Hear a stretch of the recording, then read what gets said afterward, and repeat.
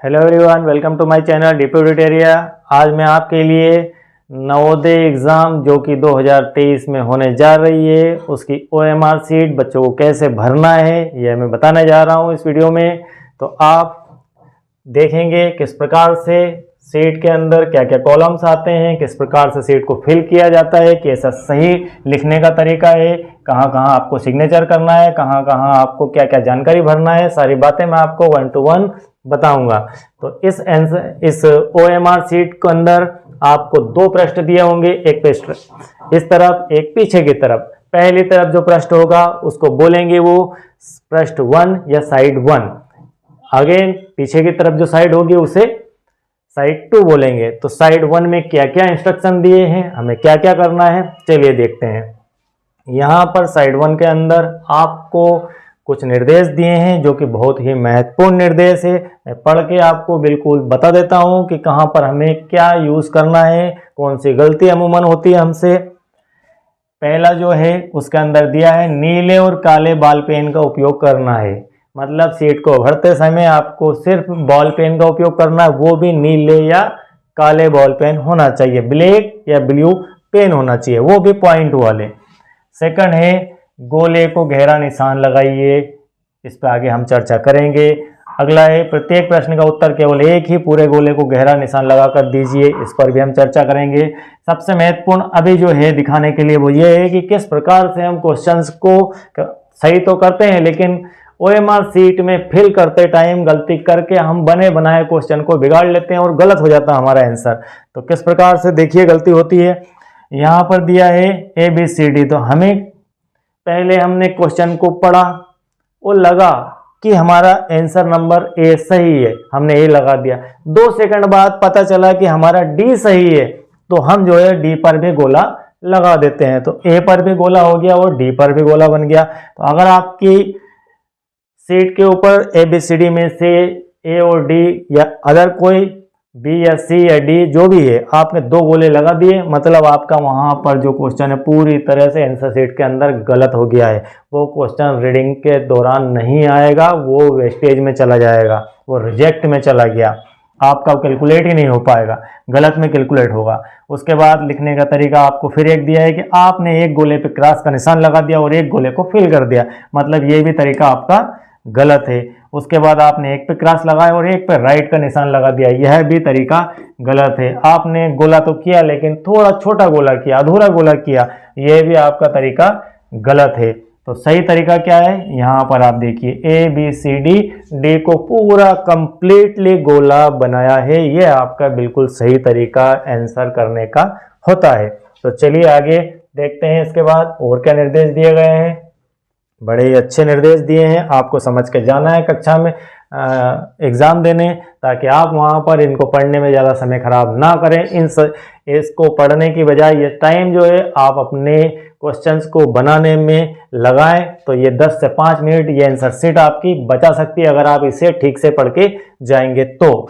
फिर अगला जो निर्देश दिया है वो किसी उत्तर के लिए एक बार गोले में निशान लगाने के पश्चात कोई परिवर्तन मान्य नहीं है। अभी हम बात कर चुके हैं कि अगर आपने 2 गोले पे निशान लगा दिए हैं, गोल कर दिए हैं, तो आपका आंसर गलत हो जाएगा। उत्तर पत्रिका पर अन्य कोई निशान न लगाएं, इस प्रकार की गलती बच्चे अक्सर करते हैं। कहीं स्टार बना दिया इस प्रकार का, कहीं कुछ राइट का निशान लगा दिया है, कहीं कुछ रफ वर्क कर दिया, इस प्रकार का कुछ भी अदर एक्टिविटी उसके ऊपर पेन चलाने के हमें नहीं करना है बिल्कुल भी। इस OMR उत्तर पत्रिका पर कच्चा काम करना मना है, मतलब मैंने आपको कहा अभी जस्ट एक रफ वर्क इसके ऊपर नहीं करना है। आपका 7 पॉइंट जो बोलता है प्रत्येक प्रश्न का उत्तर पत्रिका में दिए गए क्रमांक के सामने संगत गोलों में निशान लगाकर दीजिए। आपको हर क्वेश्चन का आंसर उसके सामने, अगर आप 10वें नंबर का आंसर दे रहे हैं तो 10वें नंबर की ABCD में से आपको चूज करके वहां पर निशान लगाना है। उसके बाद इस प्रश्न के इस तरफ आते हैं, क्या क्या लिखा हुआ है, कैसे फिल करना है। यहाँ पर आपको दिया है अनुक्रमांक, रोल नंबर, आपको यहाँ पर रोल नंबर भरना। रोल नंबर आपको एडमिट कार्ड से मिलेगा। यह एडमिट कार्ड आप एग्जाम हॉल में जाएंगे उससे पहले आपके स्कूल द्वारा प्रोवाइड करवा दिया जाएगा। आप ऑनलाइन इसे डाउनलोड भी कर पाएंगे और उसके ऊपर आपके सेंटर की लोकेशन होगी, उसका नाम होगा, साथ ही आपका नाम होगा, आपकी पूरी डिटेल जानकारी होगी और आपका एक रोल नंबर भी वहां पर उसके अंदर दिया होगा। वह रोल नंबर आपको वहां से देखकर यहाँ पर फिल करना है। इसके बाद अभ्यर्थी का नाम अक्षरों में कैपिटल लेटर्स के अंदर, ये बहुत ही महत्वपूर्ण है। जनरली बच्चे लिखते समय हमारी एक आदत होती है कि हम हमारे नाम का पहला अक्षर तो बड़ा और बाकी सब जो है छोटे लिख देते हैं। वो यहाँ पर नहीं करना है। मान लीजिए किसी का नाम राम है तो वो इस टाइप से फिल करना है, RAM, मतलब सारे लेटर्स जो है कैपिटल आना चाहिए। इसके बाद आगे चलते हैं, फटाफट बता देता हूँ मैं। पिता का नाम, वह भी आपको जो है कैपिटल लेटर में ही फिल करना है। इसके बाद पृष्ठ क्रमांक 2 पे आ गए हम, अगली साइड 2 पे आ गए हैं। साइड 2 के ऊपर लिखा हुआ है केवल नीले और काले पेन से भरिए। साइड 2 यहाँ पर आइए। साइड 2 के निर्देश है कि साइड 2 पर क्या क्या करना है आपको। साइड 2 पर जो करना है वो यहाँ पर लिखा हुआ है।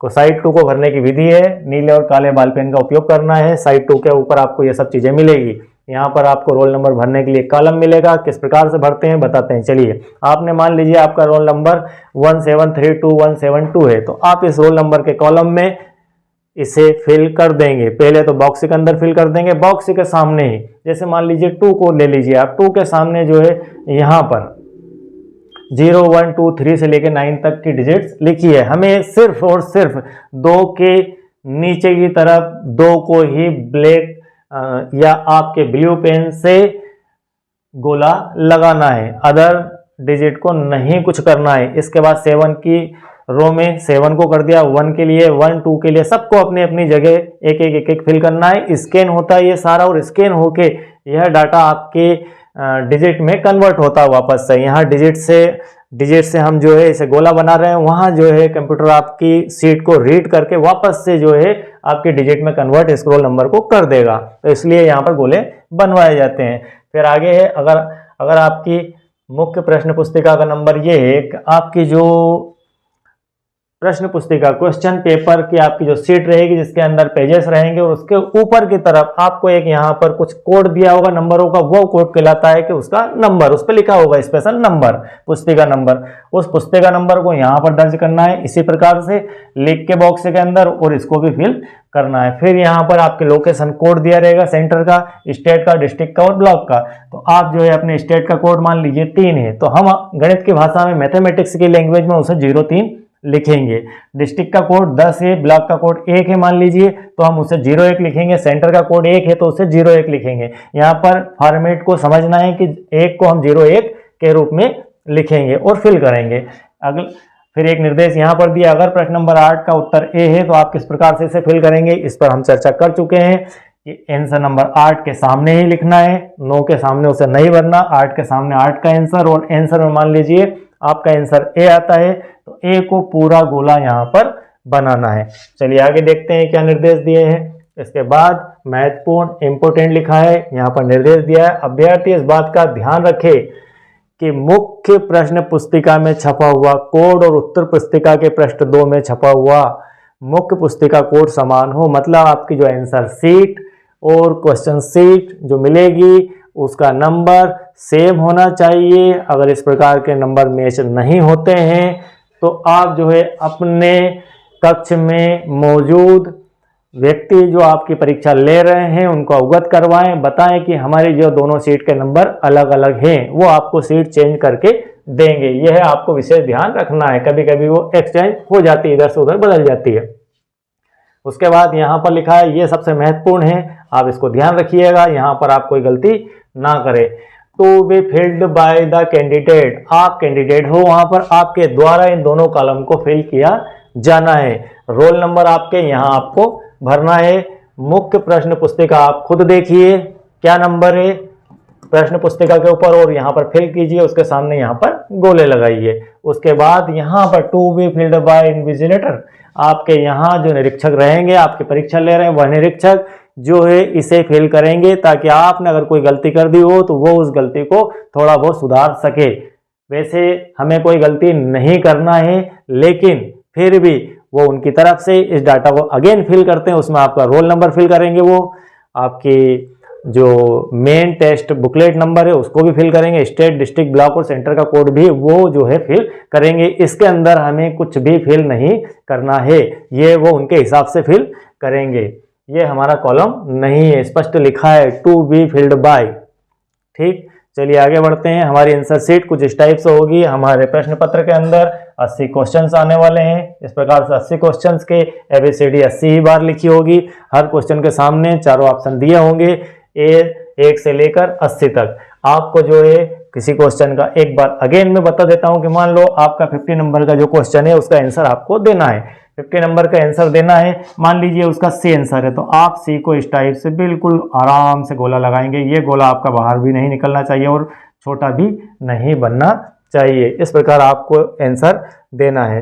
ठीक, आपको डबल आंसर बिल्कुल भी नहीं देना है। एक लाइन में सिर्फ आपको एक के ऊपर ही गोला लगाना है। किसी भी परिस्थिति में आप पहले सोच विचार कर लीजिए कि आपको क्या आंसर ठीक लग रहा है। उसके बाद यहाँ दिया है लास्ट में, invigilator to put centre stamp in blue and black. आपके लिए ये कॉलम नहीं बना है, ये जो है वहाँ के निरीक्षक के लिए बना है। फिर यहाँ पर दिया है signature of candidate in running hand. आपके जिस हाथ से आप लिखते हैं उससे आपको यहाँ पर सिग्नेचर करना है। उसके बाद यहाँ पर दिया है सिग्नेचर ऑफ इनविजिलेटर। फिर से वही बात, आपके जो निरीक्षक हैं वहाँ पर कमरे के अंदर वो साइन सील जो भी करेंगे यहाँ पर करेंगे। आपको यहाँ पर कुछ नहीं करना है। विशेष चीज़ ये है कि हमें इसे पूरा रीड करके जाना है, किस प्रकार से बनना है, तो वहाँ पर आप जो है कुछ मिनटों के अंदर इसे फिल कर पाएंगे। अदर नहीं तो आप इसके निर्देश पढ़ेंगे।